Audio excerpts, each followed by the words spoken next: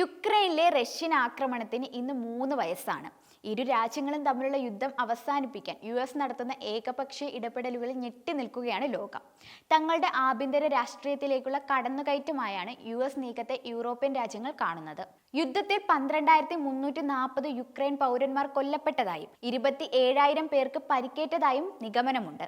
ഇരുവശത്തെയും നഷ്ടങ്ങൾ സംബന്ധിച്ച് വ്യത്യസ്ത കണക്കുകളാണ് പുറത്തുവരുന്നത്. വാൾ സ്ട്രീറ്റ് ജേണൽ പറയുന്നതനുസരിച്ച് യുക്രൈൻ സേനയിലെ 80,000 പോരാളികൾ മരിച്ചിട്ടുണ്ട്. 4 ലക്ഷം സേനാംഗങ്ങൾക്ക് പരിക്കേറ്റിട്ടുണ്ട്. റഷ്യൻ ഭാഗത്തെ നഷ്ടങ്ങളുടെ വ്യക്തമായ കണക്ക് ലഭ്യമല്ല. International institute of strategic studies 8 lakh Russian സൈനികർ കൊല്ലപ്പെട്ടതായി റിപ്പോർട്ട് ചെയ്യുന്നുണ്ട്. മറ്റു ചില കണക്കുകളിൽ 2 ലക്ഷം റഷ്യൻ സൈനികർ കൊല്ലപ്പെട്ടതായാണ് പറയപ്പെടുന്നത്. ഡൊണാൾഡ് ട്രംപിന്റെ 2ാം വരവ് കൈകാര്യം ചെയ്യാൻ യൂറോപ്യൻ രാജ്യങ്ങൾ മാസങ്ങളോളം ഒരുക്കം നടത്തിയിരുന്നെങ്കിലും ആ വരവിലെ ട്രംപിന്റെ നടപടികളുടെ ആഘാതം അവർ കണക്ക് കൂട്ടിയതിലും അപ്പുറത്താവുകയായിരുന്നു. അറ്റ്ലാന്റിക്കിന്റെ തീരത്തെ രാജ്യങ്ങളെല്ലാം അന്തം വിട്ട് നിൽക്കുകയാണ്.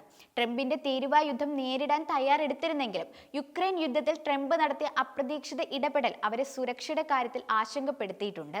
യുക്രൈനിലെ ഒരു കാര്യവുമില്ലാത്ത യുദ്ധം എത്രയും വേഗം അവസാനിപ്പിക്കാൻ താൻ ആഗ്രഹിക്കുന്നതായി US പ്രസിഡന്റ് തിരഞ്ഞെടുപ്പിന്റെ പ്രചാരണത്തിനിടെ ട്രംപ് ആവർത്തിച്ച് പറയാറുണ്ടായിരുന്നു.